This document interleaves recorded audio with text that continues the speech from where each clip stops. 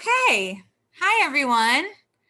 Welcome to our first town hall of many. My name is Emily Gallagher. I am the Assembly Member-Elect for District 50. And I am someone who is coming out of an education and advocacy background. So it's a real priority for me to get as many people participating in government as possible and to make it a welcoming space and also a transparent space. So to me, town halls really represent a gateway to participation and also an opportunity to make sure that everyone in our community that wants to participate can. So with that, I will be going through today several different pieces. Let's pull up the agenda. Okay, whoops.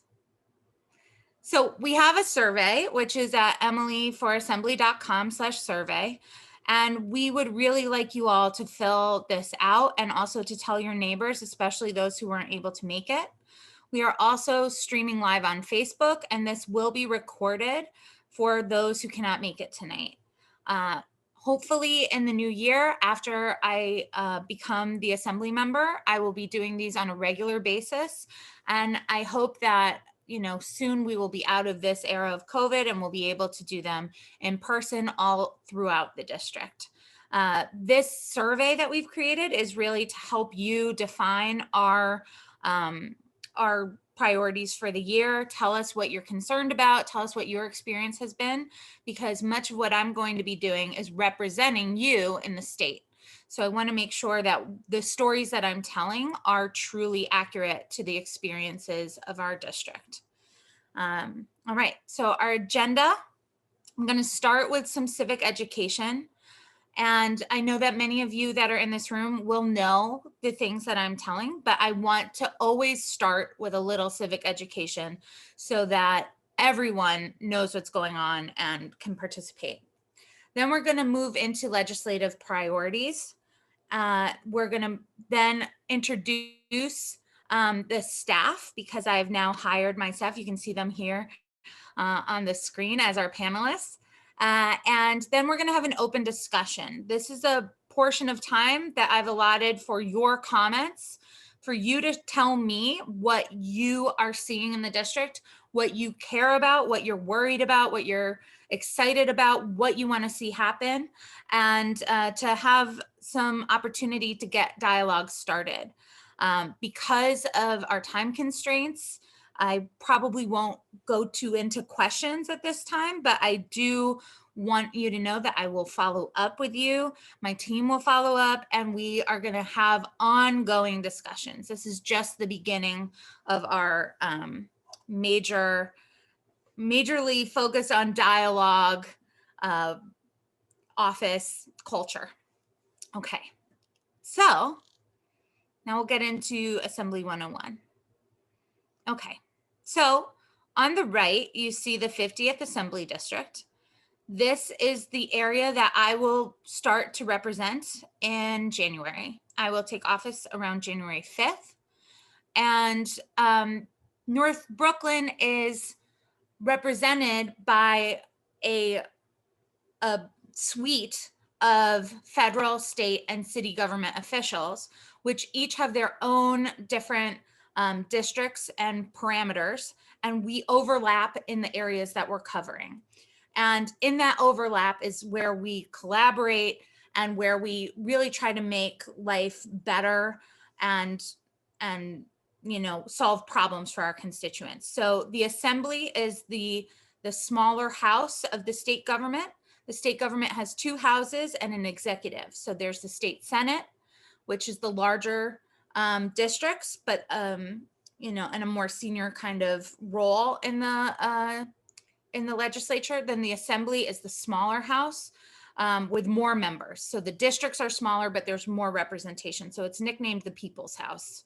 And this is what I'll be a part of. And then we both of these legislatures work with the governor to pass state level legislation. So let's take a look at the next slide. So these are the electeds that my district corresponds with. So folks in the 50th district will either be served by one of these two people in each level. So at the city level, currently we have Stephen Levin and Antonio Reynoso. This is a seat that is up for election in 2021. At the state Senate level, so the level that I'm working with most directly, we have Julia Salazar and Brian Kavanaugh, and we're lucky enough to have Brian Kavanaugh joining us tonight. So if folks have any kind of questions for him, he's also here.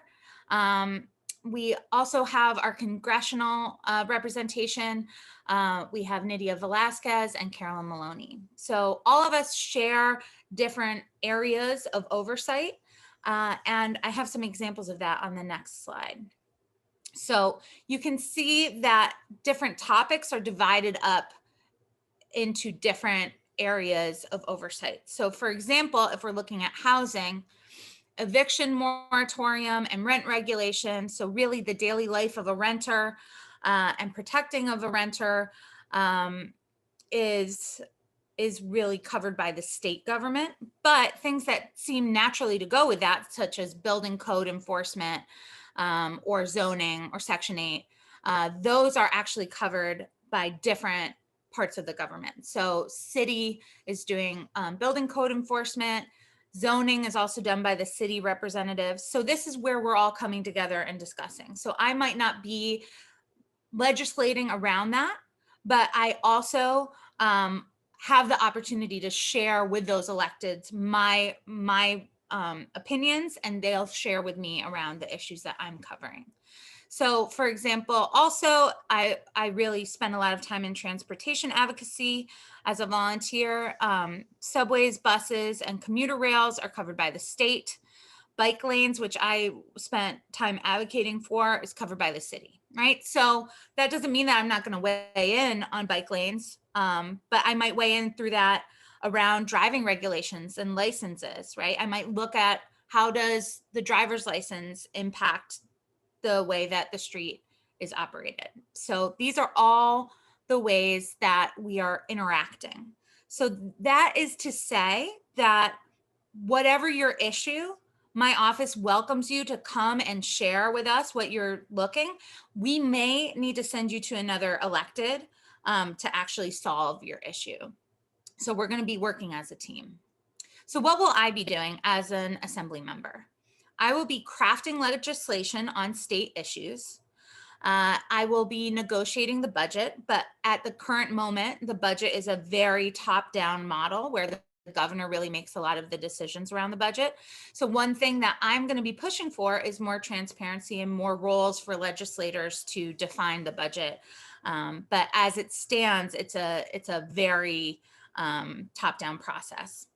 We're also advocating for constituents, connecting them with resources and services, and championing the neighborhood causes, because this is something that I am bringing to the attention of the state. And I'm going to be connecting with people who represent other parts of the state who may have shared issues so that we can move ideas forward. And the goal is to make our district as safe, as thriving, and as healthy as we can. So this is what I'm going to be working on through these kinds of work. Okay, so the next piece that I'm going to cover here, I'm going to share with my Chief of Staff, Andrew Epstein, because I know it can get a little dull just listening to my voice for a whole half hour. So I have my top 5 legislative priorities here, and we're going to go more in depth on them. These are not my only legislative issues. These are not the only things that I'm interested in, but these are the things that I am prioritizing for 2021. So I'm going to turn it over to Andrew, who will give you a little brief introduction to himself, and then he'll tell you about our concerns around a just recovery. Hey folks, can you hear me, see me? Everything's okay. I know there's some issues, but everything's okay? I'm going to take that as a yes. Awesome.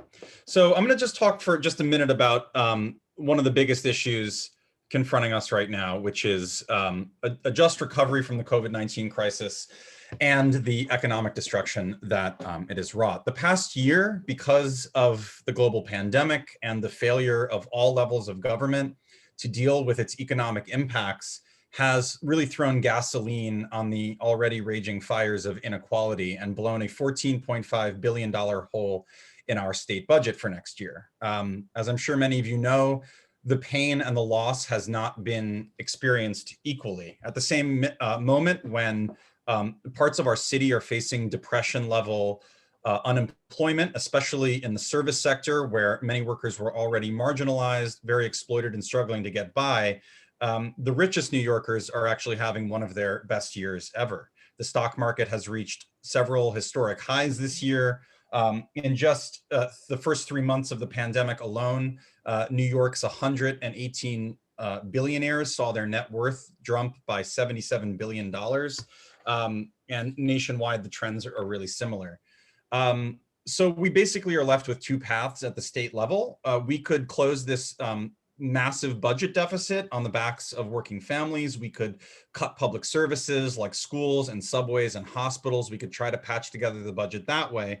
Or we could pursue another path, and it's one that Emily's office, along with other progressive legislators and a coalition of organizations, are working on, and that's to change the tax code and actually tax the rich. The tax code is very complicated. We are getting up to speed on all of its intricacies right now, and we're going to do another proper town hall on the question of the budget and revenue in the new year. But I just want to briefly kind of lay out the set of bills that a lot of folks are coming together around right now. And it's a package of bills that could raise between $50 and $75 billion annually, and really create a whole different dynamic for funding a just and dignified society in our state. How do we do that? By trying to recapture some of the income and wealth that has been accumulated and hoarded at the very top. There's just one stat I put on the bottom there. New York's economic growth has been just massively unequal in the last period of time. It didn't always used to be this way, but in the past decades, the top 1% have captured more than 50% of economic growth. So how do we get some of that wealth back to fund a more decent society? The bills that we're looking at create a more progressive tax code on income taxes, starting at the high six figures and going up into the millions and then tens of millions of dollars.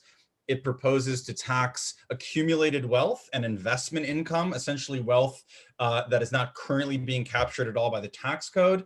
And it proposes to offset some of the Trump administration's corporate tax cuts and place a small transaction tax on financial transactions in Wall Street to try to recoup some money there.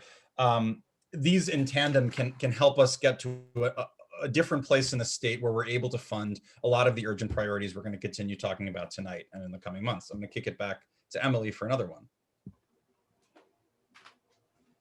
All right. So something that I know so many of us have been feeling is the crisis of COVID exacerbating the housing crisis that we're in. We were already experiencing record homelessness in this city before COVID.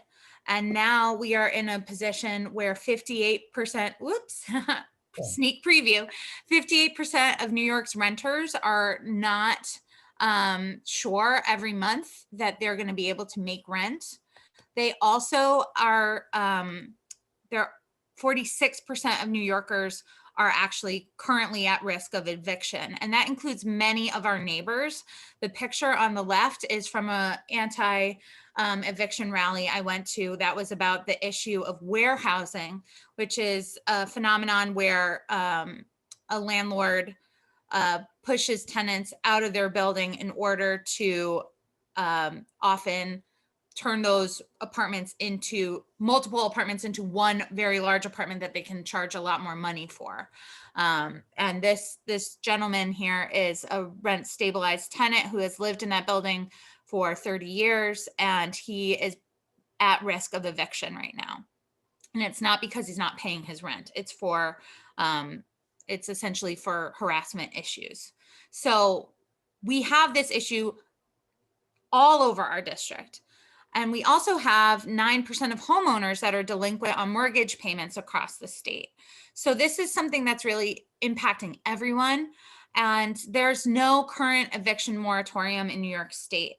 We have attempted to legislative moves to try to lessen the bleeding of this. One was the Safe Harbor Act, but one of the issues that we're seeing with this is that the Safe Harbor Act means that you can go in eviction court and say that you experienced the impacts of COVID and you should not be evicted. But this is essentially left up to a judge's interpretation. And in our early cases where this was used in Rochester and in Troy, New York, there were judges that did not accept this defense and proceeded with the eviction anyhow. So this is a problem. We also have a rent relief program that was offered as a way to help people stay in their apartments. Unfortunately, of the 94,000 applicants, more than half of them were rejected. So it is my belief that it will be best to halt evictions for the next year. It will cost us $0 to do that, and we can find ways to help both those who are the small building or homeowner and the tenant themselves. We need time for tenants to recoup their money, and we as the state can help prevent the onslaught of mass increases in homelessness. So stopping evictions and helping solve the homelessness crisis and the crisis around tenancy is something that is an absolute priority for me. And Andrew's going to talk about the MTA. This is, very related to, the other question of capturing more revenue from the richest New Yorkers. But like much of our state budget, the MTA, which is a state level agency, is facing truly an existential crisis right now. Without massive aid, the MTA says it may cut close to 500,000 jobs statewide. We're looking at massive increases in wait times on subways and buses. The upgrades to the ancient signal systems that were just starting to get underway before the pandemic are going to be completely scrapped. As many of you know, they've ended 24/7 service and have not released a timeline for restoring 24/7 service. Our city will be, as I don't need to tell all of you, unrecognizable if the MTA faces this situation. We need federal aid for sure, and the election of Joe Biden and hopefully 2 more seats in the Senate will create the context from that, but it's not enough. The state also needs to provide the funding to have a fully serviced public transportation system. Our district needs it as much as any. And one way to do that is to make sure that the congestion pricing plan, which is basically meant to put a fee on vehicles that enter Midtown Manhattan at the busiest times of day, which has been put on hold by the Trump administration. When we get federal approval for that, we need to move very, very, very quickly in order to capture that new form of revenue. And secondly, something that Emily's office is going to be very focused on is oversight and transparency when it comes to the MTA, as it's making its plans, as we are fighting for its recovery, making sure that the legislature is performing its oversight duties and really setting the vision and the tone for the MTA. And that's going to be a big part of what we're focused on this year. Okay. And, adjacent and overlapping with our COVID crisis is our climate crisis. And we are a waterfront community that has a long history of industrial pollution, and the impacts of that are really immeasurable on human health and on our environment and on the climate. So some of the priorities around the environment that we have are to find ways to enforce the Climate Leadership and Community Protection Act. We've seen already that despite the really bold vision that this set out, we really need more benchmarks, and we need to hold people accountable for breaking them. And one of the interesting ironies of this is, as you can see, the next bullet point is divesting state pension funds from fossil fuels and eliminating fossil fuel subsidies. Part of the Climate Leadership and Community Protection Act is about moving towards green sources of energy and towards a more responsible kind of method of interacting with gas and electric, right? Moving away from fossil fuels. And yet our state has invested its own pension fund in fossil fuels. So this is something that is part of the leadership that we need to take with environmentalism.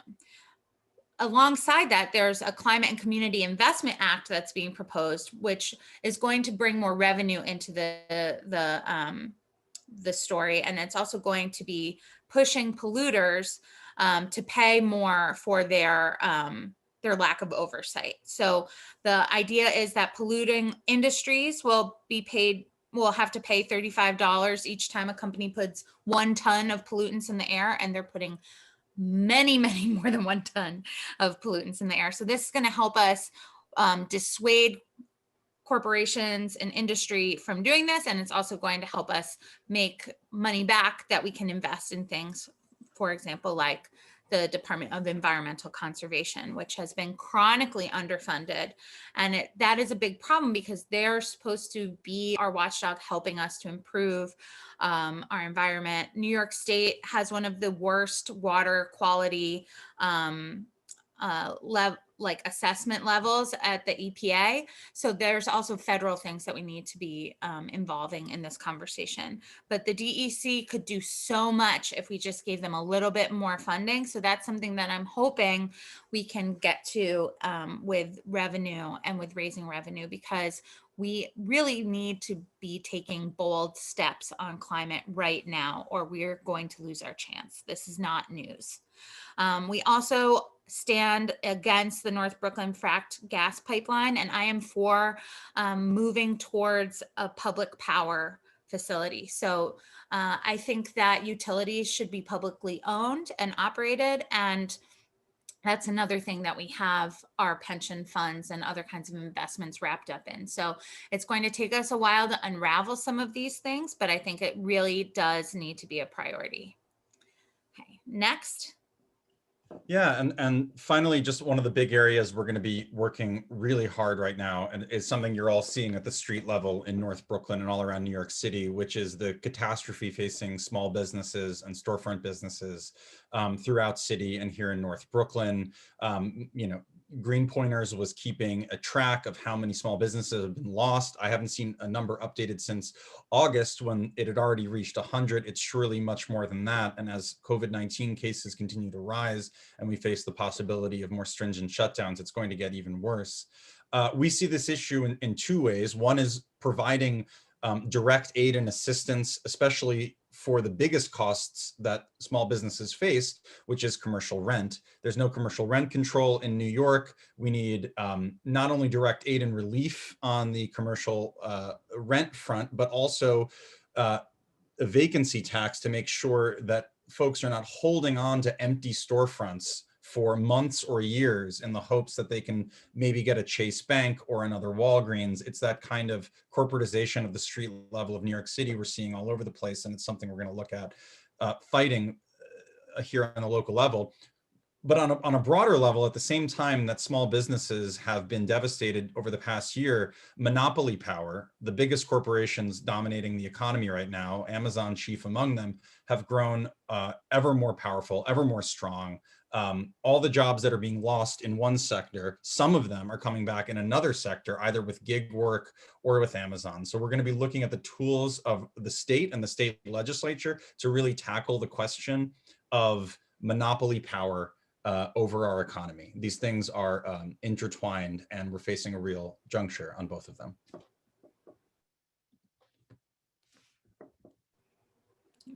I think it's back to you. So now I'm going to turn it over to my other panelists. This is our team for the 50th Assembly District office.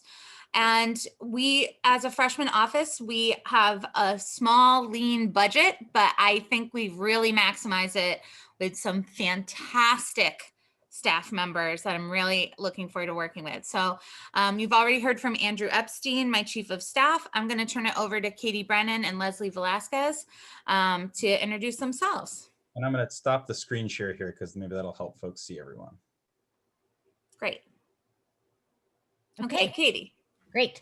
Hi, everyone. My name is Katie Brennan, and I'm really thrilled to be joining this team.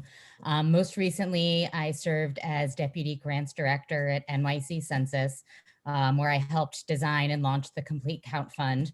This was a community outreach grants program that supported over 150 community-based organizations, including a number in the 50th Assembly District, to get out the count for the 2020 census. Prior to that, I've worked in both the nonprofit and public sectors, working to build power in public housing and immigrant communities. My nonprofit work includes organizing NYCHA residents to fight for repairs and against eviction, and directing financial counseling, adult education, and employment services. More recently, I worked at MOIA, the Mayor's Office of Immigrant Affairs, where I launched the Immigrant Info Desk. This connected immigrant New Yorkers to city and community-based services, including free immigration legal services. I'm really excited to build on this work for the 50th Assembly District, and I look forward to hearing from and meeting all of you. And great. Now we'll Leslie? turn it over to Leslie. Hi, everyone. I'm Leslie Velasquez. Really excited to be here tonight and working with everyone here, including Emily, of course. So I have a lot of experience working in this community. My prior role, I was working at El Puente as an environmental justice program coordinator. And so I was focused a lot on local environmental issues like air quality and pollution, as well as just community development in general. And all of my experience prior to El Puente is really focused on policy analysis, as well as advocacy and organizing for different nonprofits and government offices and agencies. So yeah, thanks for having me. Yeah, and I'm excited that we can have a really hands-on creative office with teach-ins, with educational experiences, and with the best service that we can provide. We've got 2 constituent service experts here who really have fantastic connections to the issues that we're facing and the priorities that we share. So right now, because we are not in office yet, we do not have like official emails or phone numbers yet. But if you do want to engage with myself, with Leslie, with Katie, or with Andrew, you can email us at field@emilyforassembly.com for the next month. And we'll be rolling out contact information as soon as we take office in January. Okay, so now is the part that I'm very excited for, which is the open discussion. This is where I'm going to hear from you what your priorities are for the district and what you're most concerned about. If you want to make a comment, please write stack in the chat, and Andrew is making a list. When you're called upon, you'll be promoted to a panelist, so we're able to see and hear you. And to accommodate as many people as possible, we're going to ask you to make your comments brief, under 1 minute, and you only get to speak once. But remember, this is just the beginning of the relationship. And unlike what some of us have experienced, where maybe you're trying to get in touch with an elected and they won't get in touch with you and there's no opportunity to talk to them, I'm going to try to be as available as I possibly can, to the point where you're probably not going to want to talk to me anymore. So don't worry if you're not able to get in there right away. And the last thing that I want to mention is that we can disagree without being disagreeable. Please assume best intentions of my team as well as your neighbors, and let's really be kind and be thoughtful with what we're saying. Thanks. Thanks. So I know there are already some questions that were put in the Q&A. I'm going to sort of add some of those to the stack and get through as many as we can. We're going to take a bunch in a row before we kind of respond to anything. So, and also just bear with us on the technical front here, because it's going to take a second. So I am going to start with Keith, I believe, who I'm going to promote to a panelist, and hopefully we can see and hear you now, Keith, and then that'll be followed by Katie Denny Horowitz. Oh, thank you. So there's been obviously a lot of development in the Williamsburg Greenpoint area coming out of the 2005 rezoning, but there hasn't been a a lot of investment, in my view, in infrastructure, whether it comes to transportation, additional police and fire resources, sanitation, et cetera. What are your thoughts on development and other potential rezonings, including things like River Street, and how we can, really force some real change in terms of additional infrastructure within the community before we start talking about additional building and rezoning? Great. And I'm not going to answer them right away, right? So we'll collect them all. But yeah. Great. Great. Thanks for going first, Keith. Yeah, we'll definitely writing everything down, and we're going to try to Yes. comprehensively respond. But thank you so much. Okay, so now I am going to promote Katie.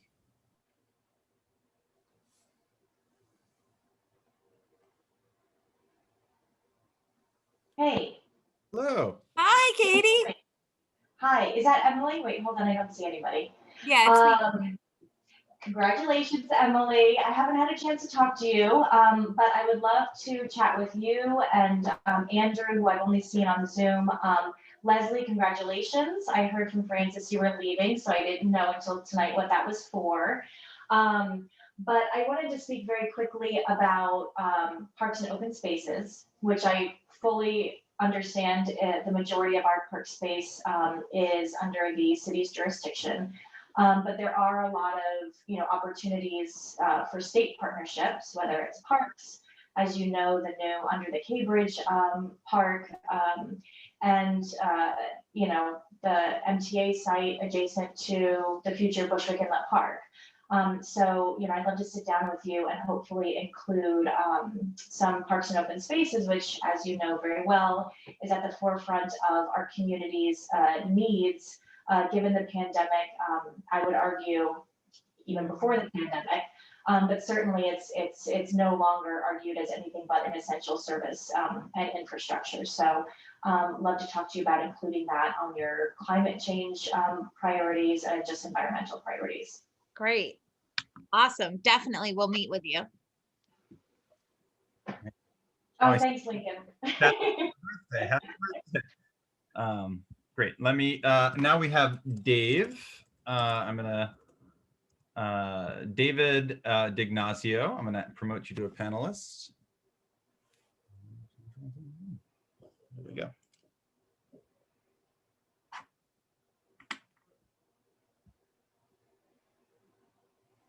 Hello. Hi, there I am. I went away from you. Dave. Hi, nice to meet you guys. Congratulations, Emily. Thanks.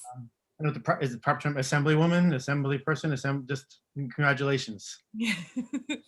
Assembly member, I think, is the going term, but I don't mind assemblywoman either. Cool. I have so many questions, but I emailed some of these to Andrew already. So in the source of brevity, also I want to agree with what Keith's question was about infrastructure and just that's a big thing. I guess I'll go with my first question is, how do we better fix the traffic in the area? And especially I have a concern about reckless drivers, and there's lots of blind spots.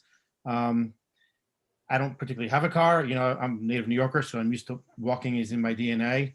But I've noticed more and more some reckless drivers, and my concern, of course, not only as an individual, is schools. And I have an idea. I don't know if this is an idea, just throw it out there, whatever. Is there a way that maybe speed bumps or something on the roads that around schools, just to make sure that we don't have any issues with that? Yeah, reckless driving is a major concern of mine too, especially after the incidents that happened last week and have been happening in our district for a really long time. And yeah, that's something I definitely am interested in pursuing a bigger conversation about. So maybe we can even have a whole nother meeting about that topic. Yeah. Great. And so again, in the sense of brevity, I will let my other questions go to some other time, but I can say I do have thoughts about trash and those things. I've actually tweeted with you about that a couple of times. And again, infrastructure, affordable housing, and this is a much bigger thing, but I think as we're looking at vaccinations, the vaccines when it comes down the line, how do we get with our community and some of like the Setmar community below Broadway online with vaccinations, which is going to be huge for us to recover from COVID.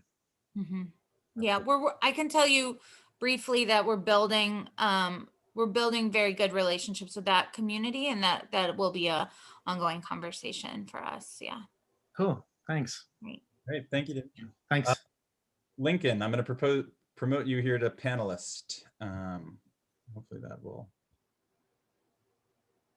Oh, wait.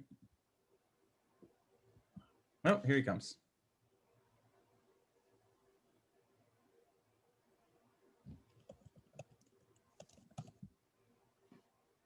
Hey, can you hear us, Lincoln? Nope. Oh, there's Victoria. I did write stack first, but you have me under Lincoln Wrestler. But anyway, I did want to congratulate you, Emily. It's very nice to see you. I love the new haircut. And also I have a two-part question. So the first question is about the former Con Ed site on the Williamsburg waterfront, as well as the Domino site. So Two Trees has asked to roll back the rent regulations that we fought so hard to pass last year. And so they're looking for an exception for their affordable housing and for luxury decontrol. And so that's being left in the pipeline. I know Kavanaugh has hinted that he doesn't have an opinion about it yet.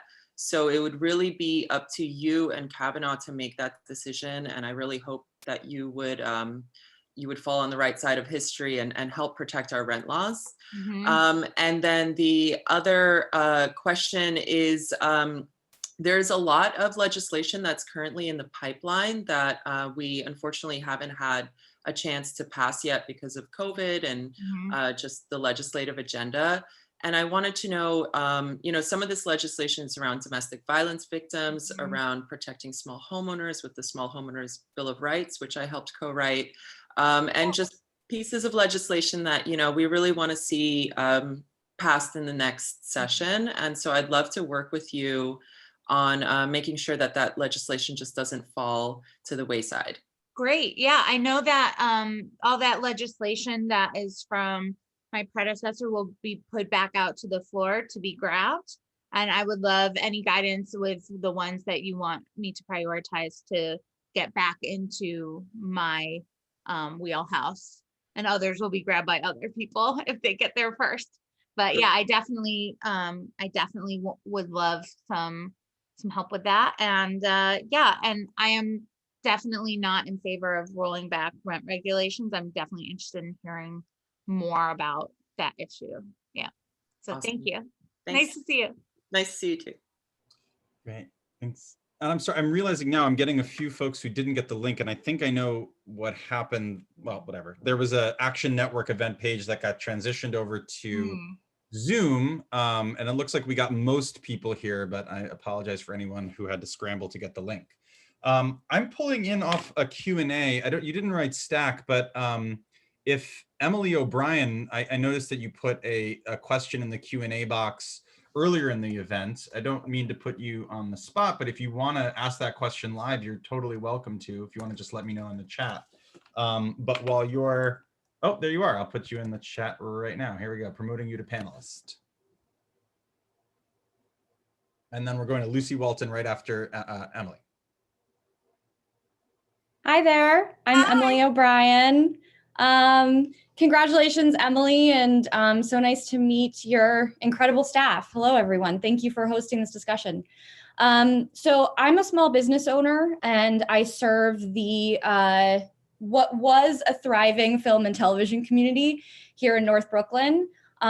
We do a lot more than just take away people's parking, which I know is aggravating, but we actually employ tens of thousands of New York residents.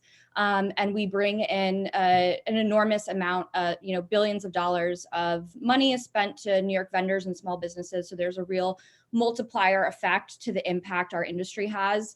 And so with the new state budget that's being drafted, there's a real concern that the film tax credit allocation is going to be reduced or eliminated. And so we really want to advocate for keeping that credit so that we can continue to remain being a stimulus to New York State and supporting the many businesses that thrive as a result and all of our the creative economy that it stimulates as well. Great. Yeah. And, you know, I may call you back to help us testify for that if that's something you're interested in. I would love that. Yeah, I'm also on the board of an organization called PIA, which stands for Production Initiatives Association. And so there's a lot of folks on that would, I'm sure, love to join, and also promoting the fact that the industry is really doing a lot in terms of like community outreach and COVID response, emergency response, to like donating lots of materials to the community, et cetera, so they can speak to a lot of those social benefits that it provides as well. Great. Thank you so much for sharing that. Thank you. Great. Thanks, Emily. We are going to Walton and then to Andrea. And again, I apologize about the confusion around the list of you.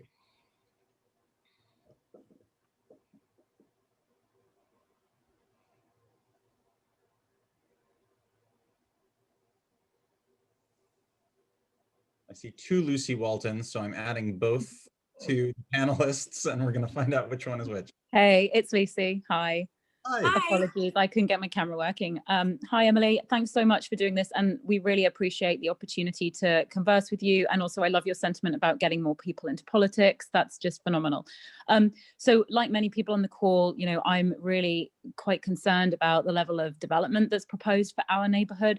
You know, in particular on the waterfront, where we have these mega towers being proposed, which just seems so ill-suited to, you know, the current climate. Increasing density just doesn't seem at all aligned to where we want to be, especially after COVID. Wanted to hear your stance on the further rezoning plans that Two Trees have put forward to allow that construction to happen and to allow these mega towers to kind of dominate our skyline. Also wanted to hear your perspective on the future of the waterfront, and in particular the tax breaks that are offered to developers, like the 41A, which I think ties into a lot of what people have been saying, and your proposal on the MTA, you know, funding of local infrastructure being of most importance to everyone on this call. You know, why we're giving the Two Trees organization tax breaks in order to build mega towers would be really interesting to me to discuss with you.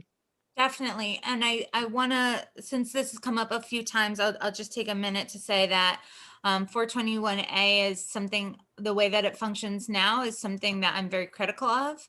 And I believe it is coming up for renewal soon. So that is something that I will actually have an opportunity at the state level to influence. I'm not sure the extent to the influence, but I'm hoping to have a big push around that. And I also did have a conversation with someone from the MTA who is saying that it is not unprecedented to put demands in for infrastructure money into these kind of development deals, right? So I think that that is something that we can pursue. But you're right, we need to decide if increasing density there is something that we want to do. And zoning is not in my jurisdiction, but I do have my own opinions on it. And I really think that we need to focus more on housing for moderate incomes. And, you know, I'm definitely interested in having a much bigger conversation about that, and especially around 421A. Being critical of 421A was an inspiration for me to run. So I'm with you. Yeah. So we have Andrea next, and she's one of the 4 Lincoln wrestlers in the Zoom. So I don't know which one to promote. So I'm just gonna. Is real Lincoln wrestler in the Zoom, or is it all just? That's quite all right. Okay, so I'm promoting various Lincolns here, and we're gonna see which one is Andrea. I'm Andrea. Oh, good.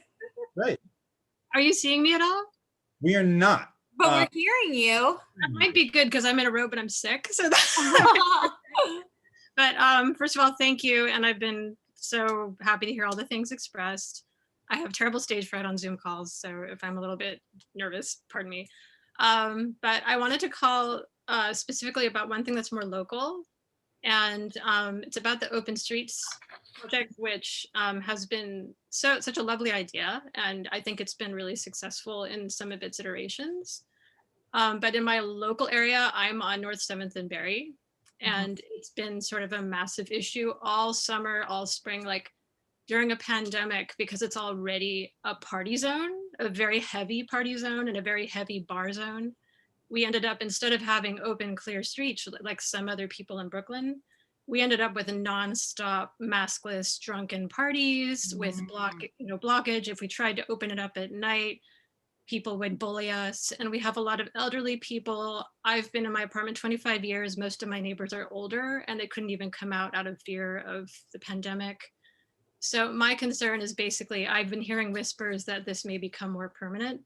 And I just want to sort of throw in, can we please bring in some sort of form of urban planning and ideas as to how to maybe iterate open streets into streets that make more sense and are more open and calm and allow play and traffic, rather than areas that are already dense and kind of problematic, because it's definitely caused issues with traffic. North 7th is a truck street.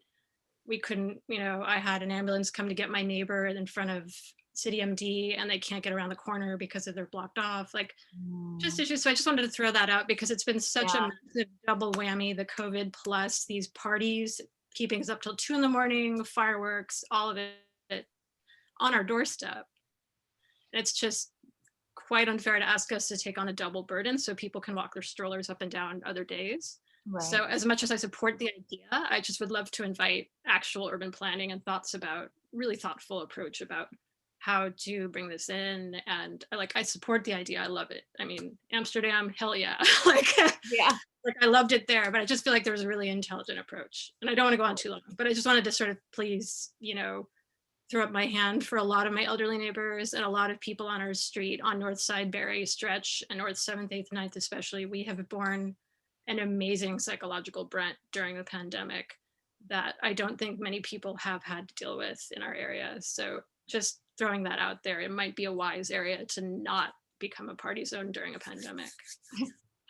Well, yeah, I think certainly agree that there shouldn't be party zones anywhere during a pandemic. I know. But also, yeah, I think a lot of the mitigations that have come really kind of last minute, exactly, to alleviate COVID concerns, there could certainly be some finessing and some better structure and planning around them. So yeah, I hear you. And so many of us, there's a group of us that absolutely understand this was thrown together last second, and we totally get it. But we're just trying to make sure it doesn't become something more permanent without as close to safety and the health of the community, because we're all really close knit, and I just want to take care of each other and get some sleep.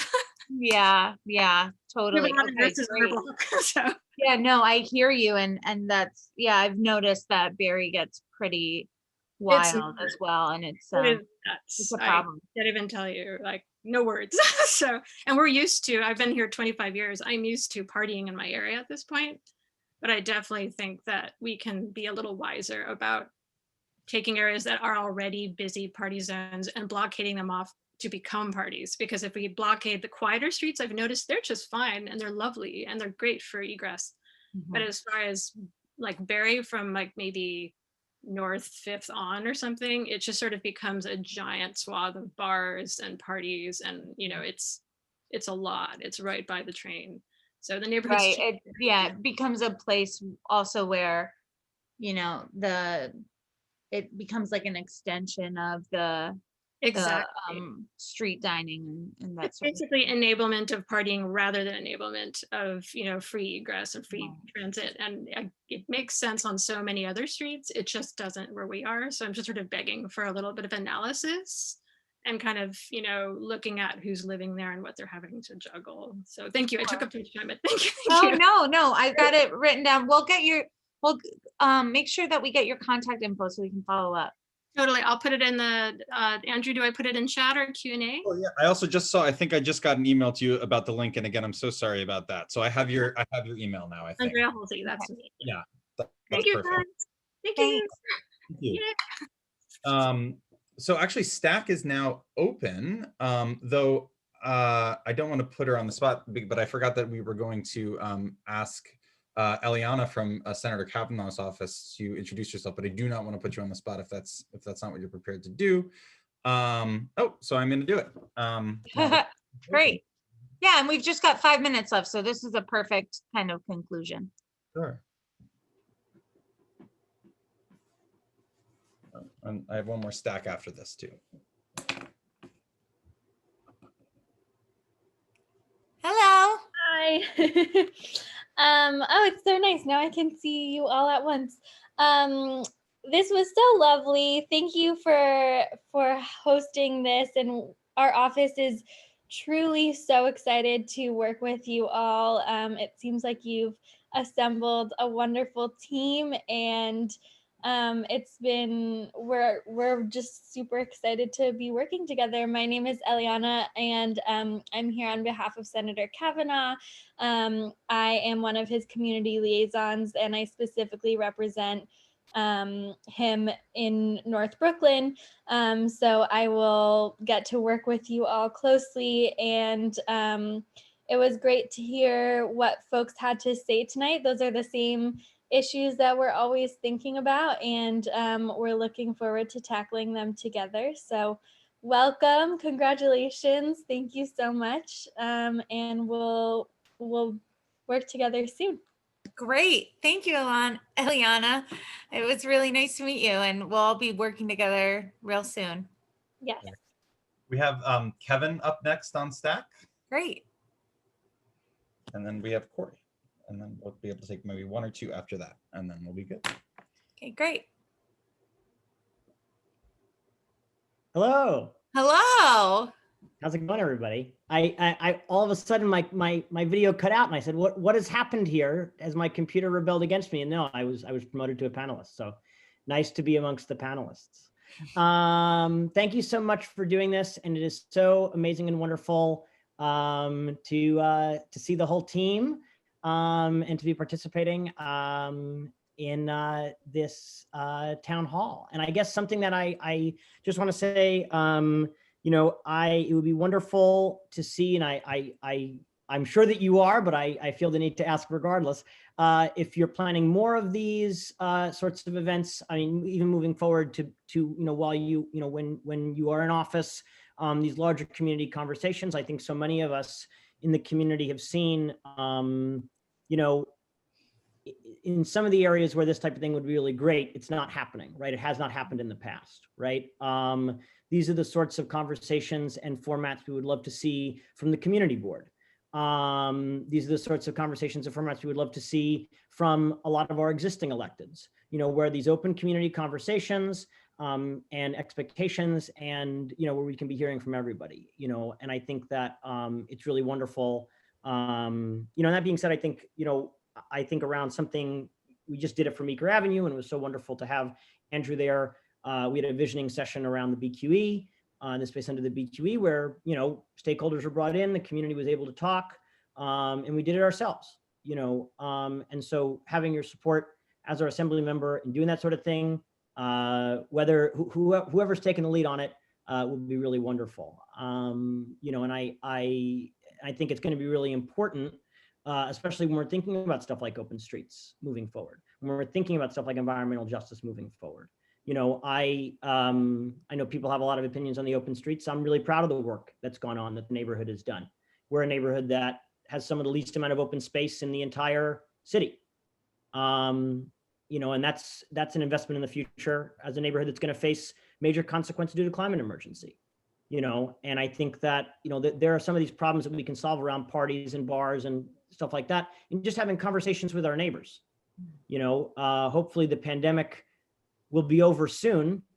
And when we talk about, bearing the brunt or the consequences, or, the psychological brunt of 25,000 New Yorkers that are dead, and we will be past that, and we'll have to build a new city with our neighbors, and we'll be able to leave our homes and have those conversations. And so I think that I'm eager to have those conversations with folks that are skeptical of things like open streets, precisely in formats like this. And I'm just to say I'm really grateful to you, Emily, for putting something like this together, and for the entire team. It takes all of us. And yeah, I guess just, will you be doing more of these? I guess if there's a top line question there. Yeah, we are. We're definitely planning to do these on a regular basis, and we'll be posting the first couple dates of them in the winter. And then, yeah, if there's like, it sounds to me like there's quite a few of these issues that many people are feeling passionately about, may have driven them to come here. So those we'll have separate sessions on, right? So yeah, so like, we are here for you. Both Katie and Leslie have experience as educators as well, so we can do this, however we need to, or however much we need to. So I'm here as your representative. This is the 50th district seat. This is not my seat. So I'm here for you, is my mind, the way my mind is. We have 2 more folks on stack, and I think we'll wrap up then. Corey, I've just moved you over to panelists, so you should be good to go. All right, cool. Hey, Emily, thank you. I just learned about stack. So that's a little bit like raising my hand. So my question is a little bit similar to Victoria's, and I think what a lot of people have been talking about regarding development, but it's a little bit more, I think, pointed. Okay. So I've become aware that, so the One South First Domino development, the new tower that came up, they've been renting their apartments for about a year, and they have not released their affordable housing. And an article came out in Brooklyn, or I think it was over the summer, saying that there was some sort of a glitch in the 421A, and they were talking to electeds, and they kind of made it sound like it was something that they were trying to, put forth as affordable housing, but that they needed to talk to you guys about it. And my understanding is actually that 421A has changed, and that within that, they have talked to electeds, and their answer is no, the 421A has changed. If you'd like to, get your tax abatement, this is what you need to do. And I found that out late summer, and the affordable housing has not been released. And I have asked them at the community board one meeting, and their response has been the same. So I think in an affordable housing crisis, they need to be honest with the community about what's going on. And I'm wondering, like, what can we do as a community to push them to release those affordable units? And how does this situation get handled in general? Yeah, I'd be interested to see if they already got their tax reimbursement. Yeah, I think I'm definitely gonna go down the rabbit hole of that and look and see like what's going on there, and then after that I'll figure out what we can do together to push. Andrew, Katie, Leslie, you have any thoughts on that? It just occurs to me that if there is an opportunity coming up to finally take a crack at 421A and all of its failures and failed promises, that maybe there's an opportunity for us to build some sort of legislative task force locally where we can. That's a great idea. Dig into this, because obviously it hasn't. There are so many problems with that program, and we've already encountered a number of. The list could go on. And so we should really, and there seems to be a lot of passion in this group around that issue, particularly. It's a great leverage point right now if it's up for debate. So we should definitely make this a prime focus. And we know that that many of the residents of current 421A buildings are not being treated in the way that they were promised and are not receiving the services that they need. So that is something that, really needs major overhaul. So I love the idea of a legislative task force, and I think we'll do that. Thank you so much, Carrie. Thank you. Thanks, Corey. I'm gonna go now to Austin, who I think is our last person on stack.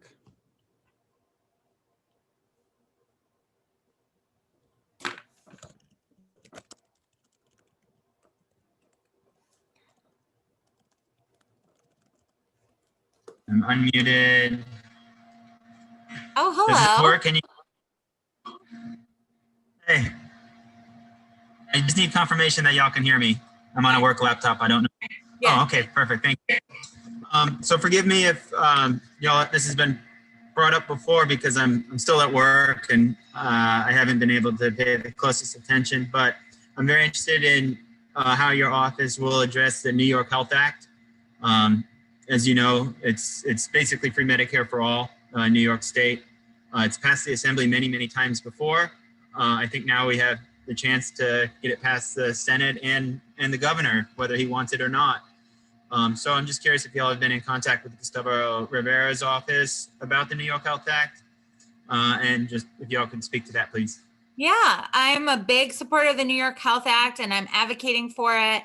And I think with our 2 supermajorities, we're going to be fine with it. But it's definitely something to push for, and I will let everybody know when we bring it up again. I think it's going to end up getting on the floor again this year. So I'm very excited about it because, you know, I think that we've seen through this crisis that healthcare cannot be attached to employment.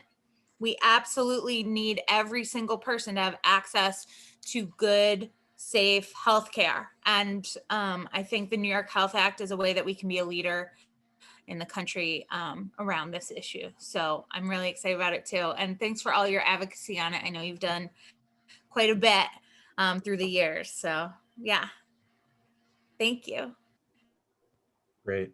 And I just wanted to, stack is kind of over, but I do want to highlight one issue that Genevieve raised in the chat around continuing to push criminal justice reform, which was not in the top 5 areas that we highlighted, but it remains a very big priority. I think tomorrow we're meeting with the folks behind the Halt Solitary Act, and there's just so much more on that front. And we'll have more to say on that soon, I think.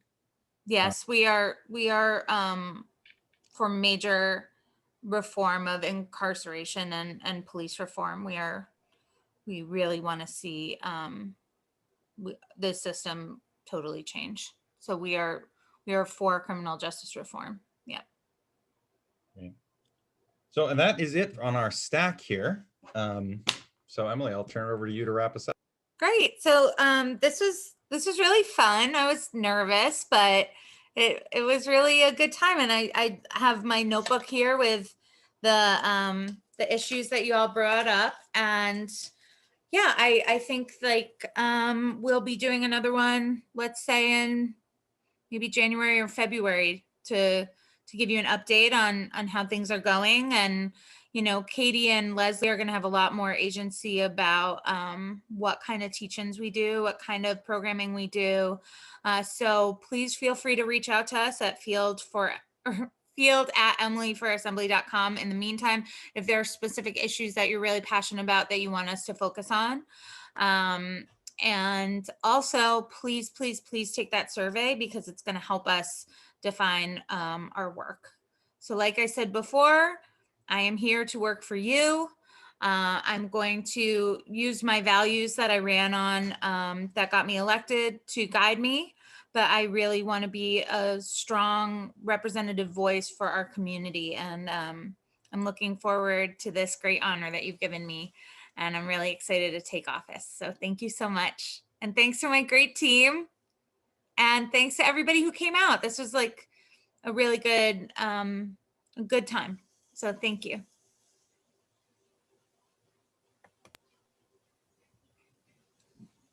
Want to play us out with some music? Oh yeah, I can do that. Here it comes. The music's Bud Powell.